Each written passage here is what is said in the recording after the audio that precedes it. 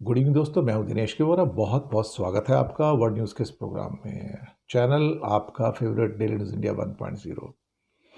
दोस्तों, चाइना में नंबर 2 की फाइट शुरू हो गई है, यानी कि शी जिनपिंग के बाद नंबर 2 की पोजीशन पर कौन रहेगा।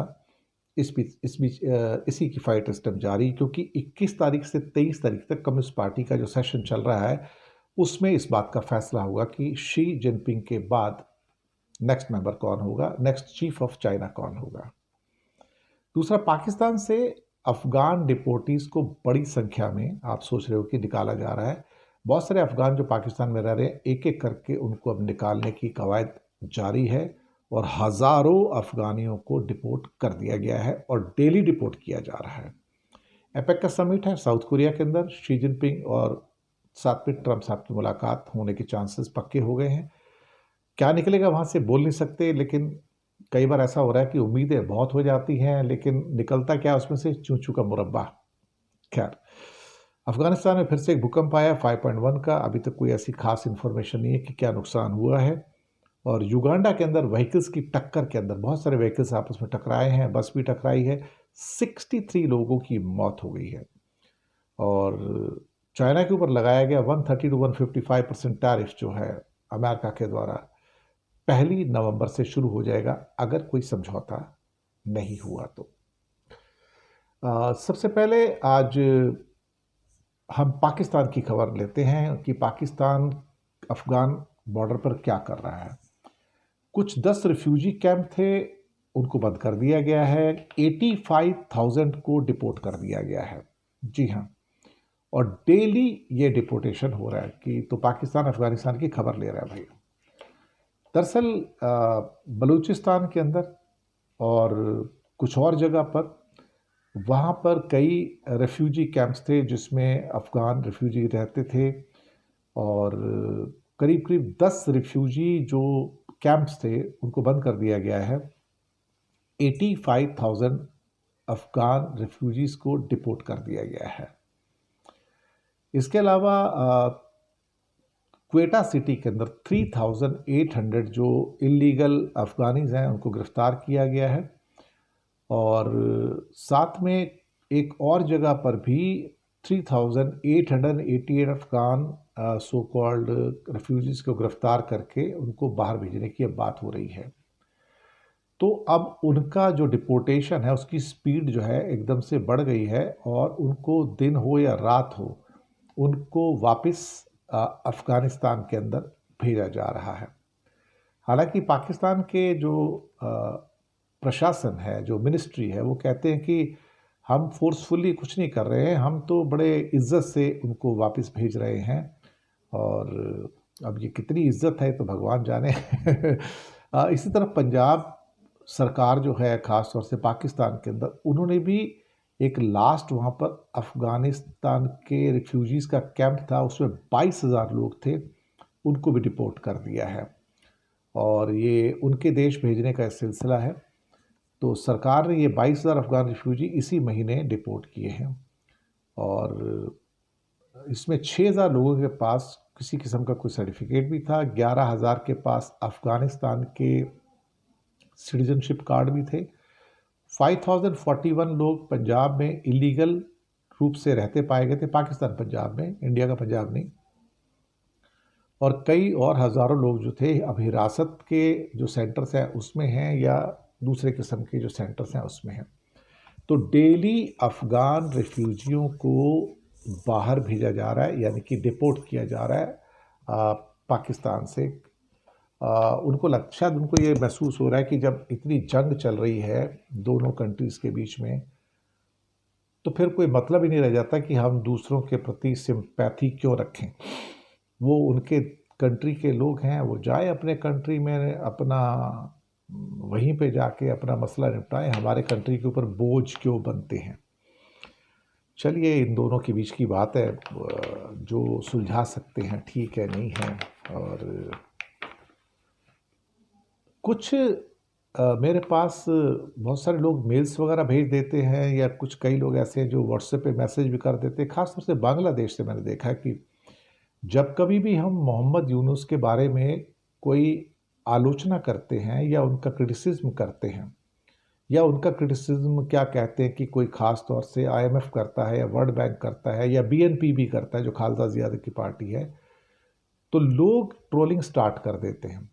मुझे कोई दिक्कत नहीं है, आप ट्रोलिंग करना करिए। हो सकता है वो यूनुस साहब के बहुत हार्ड कोर सपोर्टर रहे हों, लेकिन वो उनका कंट्री है, वो देखें। उनको लगता है कि इंडिया से जो भी न्यूज़ आती है बांग्लादेश की, वो मिसलीडिंग न्यूज़ है, और यूनुस साहब ही वहाँ के बेस्ट आदमी हैं। लेकिन यूनुस साहब बेस्ट आदमी नहीं हो सकते साहब, क्योंकि वो डेमोक्रेटिकली इलेक्टेड आदमी नहीं है। ये तो मैं ही मान के चलता हूँ। जो वो कर रहे हैं ठीक कर रहे होंगे, लेकिन जब फरवरी मार्च के अंदर अल्टीमेटली जब इलेक्टेड गवर्नमेंट आएगी तो उसका से ज़्यादा होगा। इंटरनेशनल मॉनेटरी फंड ने जब कल $800 मिलियन का किश्त रोक लिया उनका, तो यही कहा था कि हम यूनिस की गवर्नमेंट से सेटिस्फाई नहीं हैं, हम इनको और पैसे नहीं देंगे। अब जो भी हमारा बचा हुआ पैसा है, करीब करीब $1.9 बिलियन, अब हम नई सरकार को देंगे और देखेंगे कि वो क्या करते हैं, because we don't trust Yunus any more. तो आईएमएफ का स्टेटमेंट जो था उसको हमने रिपीट किया है। और मुसीबत है कि कई लोगों को जो बांग्लादेश के हमारे रहने वाले हैं, उनको शायद आईएमएफ के स्टेटमेंट भी पसंद नहीं आ रहे हैं। या तो अखबार नहीं पढ़ते हैं, या आईएमएफ की न्यूज़ नहीं पढ़ते हैं, या उनको पता ही नहीं कि आईएमएफ बोल क्या रहा है। लेकिन हाँ, ट्रोलिंग करने में सबसे आगे आ जाते हैं। बाकी उनकी मर्जी है, मेरा काम अब तक फैक्चुअल पिक्चर पेश करना है। बाकी जिसको जो लिखना लिखता रहे, जो कहना कहता रहे, हम किसी का मुंह तो बंद कर नहीं सकते ना। दूसरी बात, चाइना के अंदर जो फाइट है नंबर 2 की, वो बड़ी इंटेंस हो गई है और अभी ये फैसला होने जा रहा है।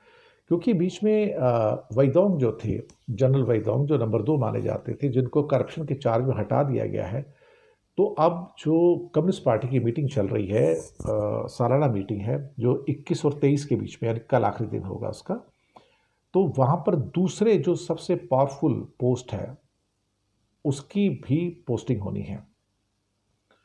अब ये दूसरा जो व्यक्ति आता है, उम्मीद की जाती है कि ये शी जिनपिंग की जगह पर आएगा, और वो फिर जो उनकी पॉलिट ब्यूरो का मेंबर भी बन जाता है, साथ में वो मिलिट्री कमीशन का मेंबर भी बन जाता है। फिलहाल अब वैदोंग तो निकल गए यहाँ से, लेकिन 2 लोग हैं जो इसके अभी बड़े दावेदार हैं। दोनों जिनपिंग के खास आदमी हैं। एक है लियू झेनली, जी हाँ, लियू झेनली, और दूसरे झांग शेंगमिन है एक नाम है, और लियू झेनली दूसरे नाम है। इन दोनों को शी जिनपिंग का खास माना जाता है। लियू झेनली इस टाइम जॉइंट ऑपरेशन स्टाफ के चीफ हैं, और जिनपिंग के जो विरोधी थे उनको निपटाने में एक बड़ी भूमिका रही है। और झांग शेंगमिन जो है वो एयरफोर्स के चीफ हैं, और मुझे लगता है कि वो भी इसके दावेदार हैं। देखते हैं क्या होता है, इन दोनों में से कौन आएगा, क्योंकि फिर शी जिनपिंग हटेंगे तो इन्हीं में से जो व्यक्ति हो चाइना का चीफ भी बनेगा। एपेक का समिट होने जा रहा है दोस्तों साउथ कोरिया के अंदर। उससे पहले 26 से 28 का समिट जो है वो मैंने अपने वर्ल्ड व्यू के प्रोग्राम में बताया कि मलेशिया का आसियान का समिट है।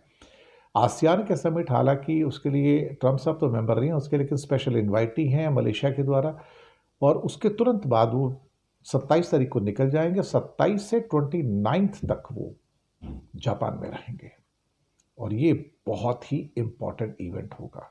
वो किंग से मिलने जा रहे हैं, और जो नई वहाँ की प्राइम मिनिस्टर हैं साने ताकाइची, उससे मुलाकात करेंगे, और कई इकोनॉमिक इश्यूज के ऊपर भी उनकी बातचीत वहाँ पर होगी। क्या निकलेगा पता नहीं, लेकिन फिर उसके तुरंत बाद वो एपेक समिट साउथ कोरिया जाएंगे 31 नवंबर और 31 अक्टूबर और 1 नवंबर को। ये जो एपेक का समिट है, जिसको कि एशिया पैसिफिक इकोनॉमिक कोऑपरेशन है, वहाँ पर बहुत बड़ी संख्या में जो देश आ रहे हैं आपस में इकोनॉमिक मैटर्स पे, ट्रेड मैटर्स के ऊपर, और कई और जो दुनिया में बढ़ती हुई चिंताएं हैं उसके ऊपर उनकी बातचीत होगी। यहाँ पर उम्मीद की जा रही कि शी जिनपिंग की मुलाकात जो है वो ट्रम्प साहब से होगी, और जो उनके बीच में जो उलझते हुए मुद्दे हैं उनमें से शायद कोई बात सुलझती हुई निकल पाए, क्योंकि आमने सामने बैठेंगे, बातचीत होगी। जब बातचीत होगी तो हो सकता है कि उसके अंदर से कुछ सोल्यूशन भी निकल आए। इसके अलावा अफगानिस्तान से एक और बुरी न्यूज़ है, और वो है वहाँ पर 5.1 की इंटेंसिटी के साथ एक और वहाँ पर अर्थक्वेक आया है हिंदू कुश के इलाके के अंदर, और पाकिस्तान में भी 3.8 की इंटेंसिटी के अर्थक्वेक आए हैं। और जानमाल की नुकसान का इतना कोई अभी इतना न्यूज़ नहीं है। अर्थक्वेक का सेंटर जो था वो करीब करीब ज़मीन से 100 244 किलोमीटर की गहराई पर था। तो इसका मतलब जो जितनी ज़्यादा गहराई पे होगा तो झटके थोड़े मामूली किस्म के आपको मिलेंगे। अगर सेंटर ऊपर होता है तो शैलो हो जाता है तो उसके झटके ज़्यादा आते हैं। हालांकि काबुल के अंदर भी तेज झटके किए गए लेकिन बहुत ज़्यादा कोई जानो माल का नुकसान नहीं हुआ है। कश्मीर के अंदर भी श्रीनगर, जम्मू और कई और जगह पे भी ये झटके महसूस किए गए हैं। और लेकिन फ़िलहाल इंडिया से या पाकिस्तान से या फिर अफ़गानिस्तान से कोई बहुत ज़्यादा किसी नुकसान की खबर इस बार नहीं है इसके अंदर। पिछले 30 सालों के अंदर अफ़गानिस्तान के अंदर 300 से ज़्यादा पावरफुल अर्थक्वेक आ चुके हैं और दुनिया के 12 सबसे बड़े जो अर्थक्वेक हैं वो यहीं पर आए हैं। और अभी रिसेंटली जो अफ़गानिस्तान में आया था तो काफ़ी लोगों की इसमें मौत हुई थी। इंडिया ने भी वहाँ पर मदद भेजी थी। तो कहीं ना कहीं अब जो भी है, लेकिन चीज़ें धीरे धीरे अर्थक्वेक की भी ऐसा लगता है कि बढ़ रही हैं। ऐसा लगता है कि हमारी धरती, पृथ्वी, अर्थ भी गुस्से में है इस समय और वो भी अपना गुस्सा बीच बीच में आप निकाल रही है। इस बीच में युगांडा के अंदर बहुत सारे व्हीकल्स आपस में क्लैश हुए हैं। जी हाँ, बहुत सारे व्हीकल क्लैश हुए हैं और जिसमें बताया गया कि 63 लोग, 63 से ज़्यादा लोग मर गए हैं, मर चुके हैं। हाईवे के ऊपर ये कई वाहन ऐसे हैं, कई व्हीकल ऐसे जो आपस में टकरा गए। इसमें एक बस भी थी। ये कंपाला और गुलू हाईवे था वहाँ पर युगांडा के अंदर और ये सबसे बिजी हाईवे में से एक है। तो बुधवार की खबर है, एक्चुअली बुधवार की सुबह सुबह ये, और कई वाहन आपस में टकराए हैं इसमें। हाँ, तो थोड़ा सा लेट हमारे पास न्यूज़ आई है लेकिन उसके बाद एक कई सारे जो व्हीकल्स थे, कुछ हुआ, किसी की गलती हुई होगी, एक के बाद एक टकराते चले गए और ये सबसे बड़ा हादसा और देश में उनके मातम भी छा गया है। और इसमें करीब करीब 63 लोग मारे गए हैं और कई सौ लोग घायल हुए हैं। तो ये एक मेन खबर यहाँ से निकल कर आई है अफ्रीका से। और दूसरा, चाइना को एक और वार्निंग आई है ट्रंप की ओर से। अभी 1 नवंबर से 155% टैरिफ तो लागू होने जा रहे हैं। एक्चुअली 130 टू 155 होंगे क्योंकि उनके ऊपर जो टैरिफ थे वो 30 से 55% के टैरिफ थे। तो 100% ओवर एंड अबव लगाया गया है। तो ये उनका कहना है कि चाइना हमारे साथ बहुत ही ज़्यादा, क्या कहते हैं, कठोर रहा है अभी तक और ये जो कठोरता हमें पसंद नहीं आती है। मैं आपको बताऊं कि उन्होंने क्या क्या कहा है उसमें। उनका कहना है कि 155 tariff on the Chinese goods imported into the US beginning November 1 despite expressing a desire to maintain amicable ties with Beijing. Trump साहब कहते हैं कि he personally wishes to maintain friendly relation with China. Years of one-sided economic dealings have left the US with no choice but to take firm action. फिर आगे कहते हैं कि I want to be nice to the China. I want to be nice to China, but China has been very rough with us over the years because we had presidents that were not smart enough from a business standpoint. They allowed China and every other country to take advantage of us. And he said, see, I made a deal with the European nations. I made a deal with Japan and South Korea. A lot of these deals are great deals and it's about national security. I was able to do it because of tariffs. We are getting hundreds of billions, even trillions of dollars paid into the United States. We are all start paying off debt. तो India के बारे में बात की कि जो secondary tariff लगाया 50% लगाया है क्योंकि आप रशिया का ऑयल खरीदना नहीं छोड़ रहे हो।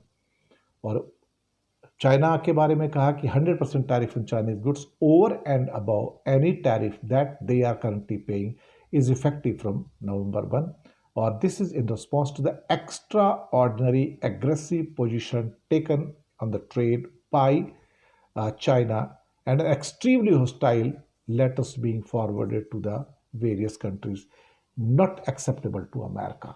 You cannot threaten us in that manner. ये कहना था सो कॉल्ड हमारे ट्रंप साहब का। तो मुझे लगता है कि जो चीज़ें हो रही हैं बिगड़ ज़्यादा रही हैं, बन कब रही हैं। भारत के 50% के बाद ये जो 1 नवंबर से चाइना के ऊपर 155% का पीक टैरिफ आ रहा है वो चाइना को परेशान तो करेगा। और चाइना ने सोयाबीन का इंपोर्ट तो बिल्कुल रोक दिया है, ज़ीरो पे आ गया है। सितंबर महीने में एक दाना भी सोयाबीन का अमेरिका से चाइना में नहीं आया है, वो भी गुस्सा है। देखते हैं अभी जो मीटिंग होगी 31 अक्टूबर और 1 नवंबर को जो मीटिंग होगी ट्रंप साहब की और शी जिनपिंग की, अगर कुछ उसमें से सॉल्यूशन निकलता है, कोई हल निकलता है, तो फिर देखेंगे कि क्या होता है। लेकिन तब तक तो दुनिया थोड़ी सी आगे पीछे ही चल रही है। बहुत बहुत शुक्रिया आप सबका, और चैनल को सब्सक्राइब कीजिएगा, लिंक आगे भेजिए। हो सके तो छोटी छोटी आर्थिक मदद कर सकते हैं आप। नीचे हमने आपके लिए यूपीआई नंबर और बैंक अकाउंट नंबर दोनों दिए हैं। किसी एक को चुनकर छोटी सी मदद करेंगे तो अच्छी पत्रकारिता को बचाने में आप हमारे मददगार भी बनेंगे। तो हंसते रहिए, मुस्कुराते रहिए। एक बार फिर से आप सबको happy Diwali and thank you very much and good night.